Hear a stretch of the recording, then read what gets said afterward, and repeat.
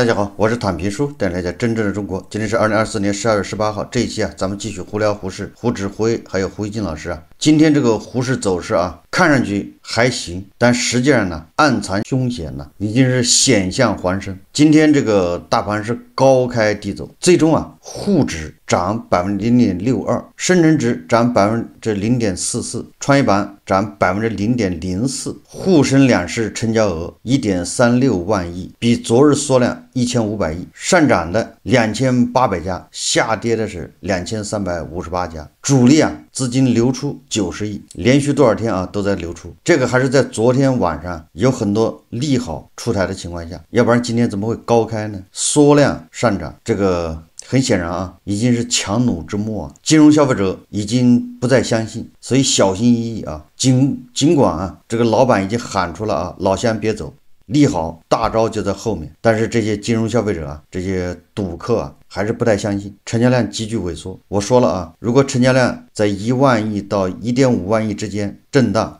那这个要不了一个星期它恐怕还要下一个台阶目前这个成交量你可以把它看作是反映情绪的这么一个指标。如果成交量大2万亿以上，说明这个情绪非常亢奋，就大家不管，根本就不在乎这个基本面，反正拿着钱进去就是炒，东南西北中发白，对吧？七个葫芦娃，反映的是情绪比较亢奋，根本不顾基本面。如果成交量萎缩，那就说明很多这个游资短线资金博弈的博短线博傻的资金逐渐退出，不玩了，赚不到钱，一次又一次的被割，他们离场。游资呢再拉那些垃圾股，已经没有金融消费者跟风了。大家都知道，我这一买那就是接最后一棒，看上去很美，但是真要把它变成钱落到自己口袋，基本不可能。所以这些资金它就会流出，所以表现出来就是成交量急剧萎缩如果跌到成交量1万亿以下，那基本上3000点都保不住所以我说这个胡适现在已经是很危险了，成交量 1.5万亿以下不容乐观值得警惕这就说明9月底以来这种乐观这种想进胡适搏一把，认为胡适必须涨，胡适涨才能解决经济问题，这种思绪这种情绪掉之后现在已经进入了退潮期。很多金融消费者现在已经发现了，原来根本就不是那么回事，是自己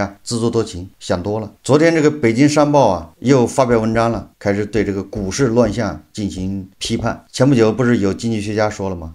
网上也有这种声音说是现在是去机构化。这个北京商报发表文章评论说去机构化炒作是个伪命题，投机炒作最终大概率都是一地鸡毛，能够投机炒作致富的散户少之又少。北京商报发文表示近期大涨的个股多数属于机构持仓较少的股票，有观点总结为去机构化炒作，有投资者更认为投机才能赚钱。实际上去机构化是个伪命题，之所以游资炒作非机构持仓股，主要还是担心理性的机构会趁机逢高减持，中长期看机构持股反而更具理性，没有太多的估值泡沫，去机构化的炒作也难去，投机炒作多数很难长久。如果投资者回顾过往的投机性牛股，发现最终大概率都是一地鸡毛，散户投资者被套高位。相比之下，合规机构持有的优质蓝筹股短期之内或许没有投机股票涨得猛，没有连续涨停，但是优质蓝筹股总能给投资者带来长期稳定的回报。而且从估值角度来看，机构持有的股票通常会比投机炒作的股票更具合理性，机构重仓的股票其实能够更好的实现价值发现，偶尔的非理性波动也会迅速回归到正常。散户投资者喜欢投机资金控盘的投机股，主要原因还是希望能够赚快钱，但是从最后的结果来看，能够投机炒作致富的散户投资者少之又少，多数散户投资者最终都会成为买单者。北京商报你也不能说他说错了确实他说的对，就是多数散户投资者最终都是买单者，但是他只说对了一半。为什么这么说呢？这个胡适它是一个零和博弈，甚至是一个负的博弈过程，因为不停的资金被抽走了。这种博弈有人赚钱就必须有人赔钱，就这么简单。这么粗暴。如果这个市场啊，它基本面好，这个上市公司啊，它能源源不断的带来高额的回报，对吧？它一年上市的时候，一年能赚1个亿，现在一年能赚5个亿。如果上市公司都这样，那大家就不是零和博弈，对吧？是真正的通过投资能赚到钱，上市公司帮你赚钱。但是现在呢，基本面就是那样，根本就没有任何变化，反而会更差。在这种情况下，你只能是零和博弈，那我赚的钱就是你赔的，你赔的钱就是他赚的。那在这种情况下，不存在所谓的队友，说我们俩一起，我们共同买着股票不动，没有这可能，不是你割我就是我割你，这就会产生什么呢？机构他以什么名义，对吧？他以什么白马股、价值发现等等，总之他有一套理论，他买了很多股票放在那儿不动，你这游资要进去一炒，只要一涨他就跑，那游资当然不干了，游资就只好进哪些股票呢？进机构不买的股票，那机构不买的股票就是垃圾股啊，这多简单，都是机构选剩下的那些股票，那肯定没人问了，垃圾股，所以炒垃圾股。当然了，还有其他的原因啊，你比如说机构喜欢那个盘子大的，对吧？因为机构的资金大，他们愿意选那个大盘股，那业绩好的所谓的大盘股、价值成长等等，这个机构的资金就多，基金就在里面藏得多，买得多。游资当然不想去给机构抬轿子啊，因为机构只要股价涨了它就跑啊，它并不是说我买了之后我是通过长期持有分红，对吧？你涨了我也不卖。如果是这样的话，那机构就变成一个这只股票的稳定器，我买了之后我根本就不卖，10年以后再卖。所以你看啊，才会造成这种机构虽然重仓，它也是短炒，股价一涨它就跑，因为它知道不能持久，这个股价是认为炒上来的，不是它这个上市公司自身经营改善、业绩改善。你说美国很多机构、很多私募持有那个英伟达或者持有特斯拉，它就是不卖，还有苹果持有多少年，你随便它价格怎么涨，人就是不卖，就这个道理啊。对吧？你愿意炒你炒去，所以咱们胡适是零和博弈。胡适为什么说没有慢牛？就是我们都希望胡适有慢牛，因为只有慢牛啊，散户才能赚钱。理论上啊，猴市散户是不可能赚钱的。即便所谓的牛市啊，闪电牛、快牛，你一样赚不了钱，你只有赔钱的份儿。只有慢牛，金融消费者才有可能赚到钱。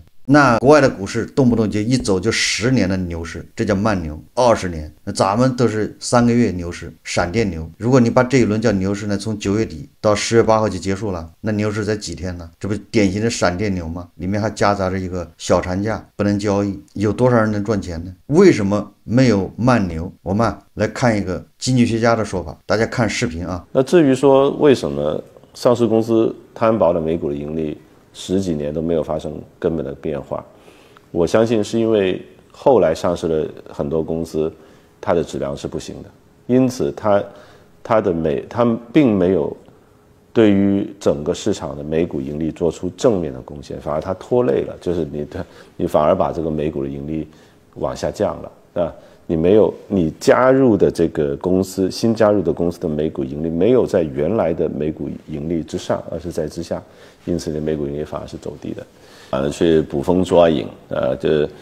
这个解读政策，然后呢，去预期政策会有什么样的政策出台。其实我觉得，分析师的工作变成了一个投机的工作，而不是投资的工作。所以呢，在中国从我的数据显示，从2011年以来到现在，我们中国的上市公司的每股盈利摊薄之后，它的总体的水平基本上维持在同一个水平。除了2021年，由于这些大型的网络平台公司啊，当时这 ATM 的这些股票如日中天，那所以呢，在2021年的时候，第一季度的时候呢，的确它有一定的突破，但其他时间它都是在维持在同一个水平啊，15年前。同一个水平，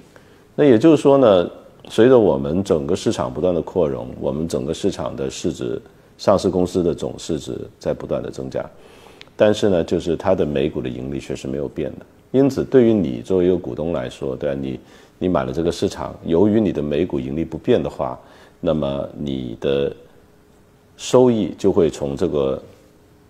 估值的倍数的波动里来。那估值的倍数的波动呢，主要就是依靠各种各样的政策，比如说财政政策呀、货币政策啊，对吧？比如说货币政策一放水，那大家一激动的话，自然你的估值的倍数就会扩张，反之就会收缩。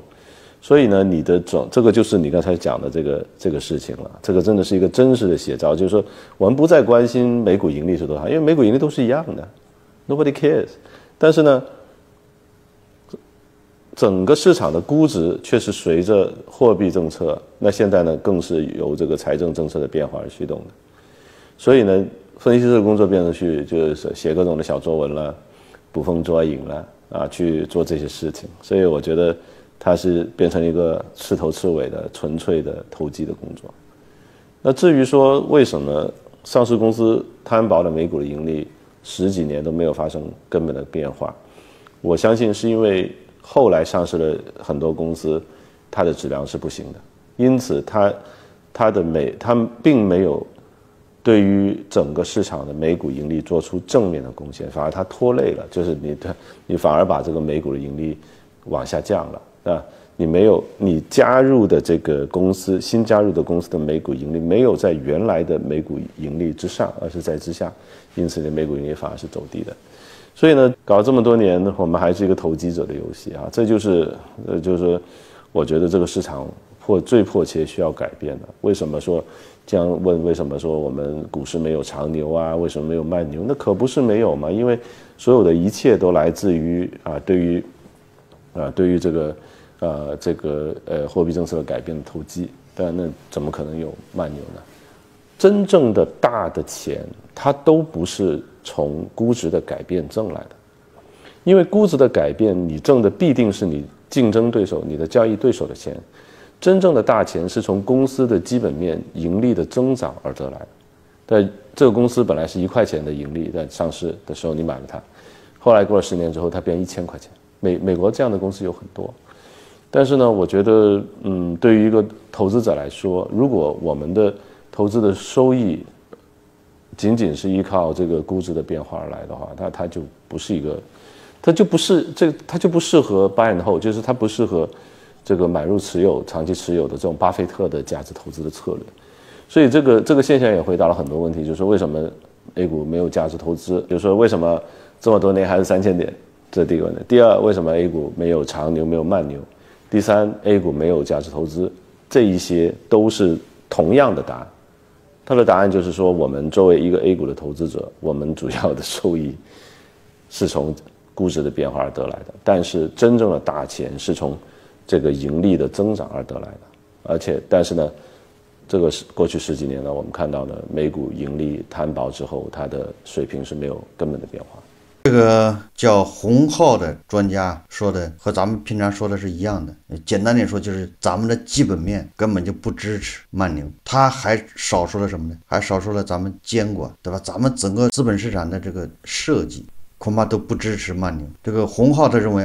前面发行的股票还可以，后面发行的股票一波比一波烂，所以他的这个市盈率对吧？他的这个盈利能力就越来越差，所以他这个没有办法走牛，甚至他的点位还越走越低。我觉得最主要的是咱们这个退市的还是少，就是上市的一年有很多，但是退市的还是少，导致这臭鱼烂虾还在资本市场混。他们为了保住这个上市的资格上市主体，各种手段都要做。实际上他早就应该被淘汰了，但是他没办法，他要留在资本市场，他还要融资，他还要吸血，还要讲故事，所以他就各种手段都用。那违法乱纪在所难免。国外的这些资本市场你比如美国，他每年有多少家退市吐故纳新好的公司不停的进来，垃圾公司不停的出去，始终保持这个市场主体非常活跃，非常优质。这个它才能慢慢走牛它的盈利能力才强你把这些垃圾都留在市场，5000多家里面至少有1000多家应该马上退市，但是它退不了，为什么呢？因为每个上市公司后面都有一个神仙村里面是动不了的，那个利益盘根错节。如果村长是孙悟空的话，你想想这个1000多家这些妖怪，哪个后面没有？不是佛祖就是太上老君，要么就是玉帝，他能动哪个？一年退个40家、50家就已经非常多了。实际上这个退的力度太小，要硬退进退，硬上进上。什么意思呢？就是那些达到条件的赶紧让人上市，你不能拦着，你一拦着一级市场就完蛋了。一级市场一完蛋，整个的创业、整个的就业都出问题，因为你这个退市的太少，然后上市的也少，导致它壳变成有钱，壳资源居然能卖钱，导致它居然炒什么重组，所谓的重组，所谓的这个借壳，那里面这个交易恐怕是触目惊心的。所以这个洪浩这个经济学家估计也不敢说这些他只能说这个基本面上市公司业绩不支持。我们再看看这个胡锡进老师这2年很有可能是赔钱了。他又开始忧国忧民啊，为底层的老百姓鼓如呼了。胡锦他发了一个微博啊，为这个方便市民停车评论。他说啊，我家附近突然设置了这些蓝墩以防停车，也他家那个路边啊，那路边设了好多栏杆，然后就是防止人家把车往那儿停。这个和那个最近啊，不是网上老有人说吗？那公交站台那个座椅本来是设计让人坐的，结果那个座椅设计让你只能靠一下，屁股只能1/3坐在上面，大家有印象吗？是反人性的设计啊！本来是方便这个乘客等车的人的，实际上在那个马路两边搞这种蓝墩啊，目的是一样，就防止别人把车往那儿停。这个胡锦说啊，似乎没有必要。他说我家在北京 CBD 里面，离中国尊和央视大楼都很近，但这段路很宽，又非主要街道，闹中取静。这么一说，胡锦老师住的地方是我20年前住的地方，看咱很有缘呐，离中国尊和 CBD 都很近嘛。央视啊，大裤衩那就在东三环到这个大望路那一带，有个万达呀。他说这段路很宽，又非主要街道，闹中取静，有人短时间停车办个事，既不影响交通，也无碍景观，应于方便。这个地方甚至可以划临时停车位，倒是这排蓝墩看上去挺煞风景的。胡锦说啊，客观说，北京这些年拆了不少地方的栏杆，就在我拍的这条路上，过去路中间有一排记得像是半人高的栏杆，几年前拆掉了，还有的公园拆了围墙，这都是进步。但我觉得防止停车的蓝墩还是太多了，现在路上到处是监控，应逐渐取代蓝墩，有些非主要路段应容许路边短暂停车，但长时间停就警告罚款。我有时路边停车处理信息会收到警告短信，我及时挪车开走便是。胡锦老师估计有的时候紧急停车看盘呢，操作买进卖出。他说过多设蓝墩这样的一刀切不应是城市文明的指向，而且到处蓝墩看的，希望我拍的这些可移动蓝墩是临时的。实际上胡锦说的对啊，这就是一刀切。主管部门呢，要么就是划停车位收钱，对吧？你一停他就收你钱，要么就不让你停，把它拦上。他不可能搞一个说灵活的，你紧急情况你可以停，对吧？停2小时不收费，你可以走。因为很多人北京本来就停车难，怎么办呢？这管理部门他可不管你停车难不难，反正我只管这地方不让你停车，一刀切嘛，这样最简单粗暴。要么就收费，把它划起来，你停交钱。如果说可以收费啊，估计他都划收费，但是马路边收费，他好像这个依据啊也不是那么足，所以干脆啊给你不让你停就完了，把那个栏杆给你拦上。这就是懒政惰政了。胡锦说啊，城市治理窃以为无需太严了，大家短时间停个车，只要不妨碍交通秩序，又非主要道路，还是以包容为宜。后面胡锦说啊，胡锦的观察呀，他说我家旁边一个丁字路口，过去餐馆巨促，就是餐馆特别多，入夜后热闹非凡，就是很有烟火气啊。有段时间我觉得它有可能成为第2个簋街，非常热闹。但是现在那片餐馆或者房子被拆了，或者房东首都经贸大学停租了，总之大部分消失了。那个烟火气十足的餐饮大街，如今已是冷冷清清。胡锦老师说的啊，实际上这叫管中窥豹，叫一叶知秋啊。胡锦老师通过描写他们家门口的一个本来有望成为第2个簋街的簋街，大家知道吧？那是北京最出名的夜宵啊，宵夜一个地方，在东直门里面。但就这么个地方，现在是冷冷清清，已经没有了往常的烟火气。实际上这就是反映了北京的经济啊，这叫萧条啊。为什么我们说北京餐馆今年居然都在赔钱呢？ GDP 增速是 5%， 餐馆的增速是负的 5%。胡锦说啊，我们的城市都在设计打造新的餐饮休闲区，窃以为对已经自然成气候的那些街区，应当多珍惜扶持，帮着他们有序繁荣，比让新街区替代他们要好。城市离不开治理，但是自然生态也需要照顾，无限规整未必是好事，要考虑到现阶段的实际，在这中间取得平衡最好。是为老胡的一点意见和商榷，希望得到我所在的街道治理者大度对待。胡锦老师很有意思啊，估计啊是这2天这个胡适啊又让他清醒了不少，开始为这个老百姓为底层人呼吁一下，为什么政府喜欢规划，对吧？明明那个地方已经形成了一个气候，就是聚集啊，很多人都去那儿吃晚饭，晚上去喝啤酒、吃烧烤，已经形成了一个固定的一个聚集区，那就应该在那个基础上，对吧？进行治理，让它变得有序。但是我们的政府部门不喜欢这样，他喜欢把你这个地方给铲掉，他重新划一块地方，让你们去那儿搞。哎，现在北京很多地方都搞一夜经济啊，我也不知道他凭什么，这怎么设计的。总之，在每个区搞一块地方，那儿搞一夜经济。我在想啊，他这样做无非就是显示我很忙，哎，我很有成就。你看这玩意儿都是我整的，然后彰显权力，他不是因地制宜，对吧？胡锡进老师家门口那个第2条轨街，深深的给他冷落了，然后到别的地方也搞个叫夜经济、地摊经济，这个就叫折腾，对吧？现在大方向是叫便民呢，但是你说他把路边搞上这个栏杆，就是不让你停，这叫便民吗？最后，胡锡进老师啊，对发生在莫斯科这个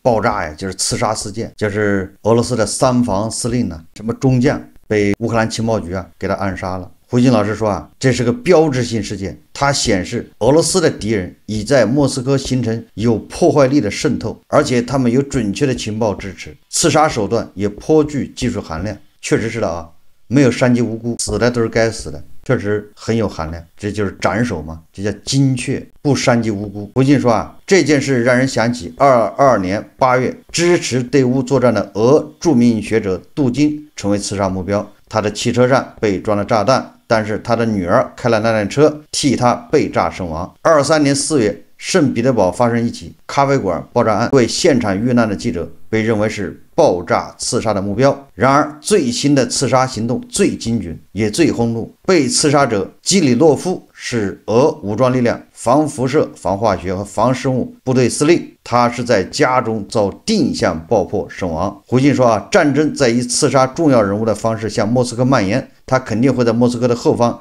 产生某种心理震动，俄方大概不会对此轻易认了。他说，俄方是否会对乌克兰方面的重要人物搞定点清除？俄乌是否会打破之前不互相攻击、后方尊重领导人的默契，从此互搞定点清除？人们将拭目以待。觉得这个事情呢，胡锡进老师还是不能混淆，就是刺杀这个杜金的女儿，刺杀杜金，这个我也不支持。但是这个就是22年8月份呢，那个杜金的汽车爆炸，我认为这个，因为当时不知道是不是乌克兰人干的，到现在没有定案呢，乌克兰人也没有承认那件事是他干的。这杜金这个人是很可恶，对吧？这个俄罗斯侵略乌克兰这个理论依据啊，跟杜金的这个学说有一定的关系。乌克兰人恨杜金也很正常，但是啊，他毕竟是个学者，他就是个嘴炮，你对嘴炮就是这种手段，这还是不太合适。这个事情不一定是乌克兰人干的，如果是乌克兰人干的，那乌克兰人干错了，不应该这样。这是对杜金的暗杀。那么对那个咖啡馆呢和这个3防司令，这个是完全是合理合法的。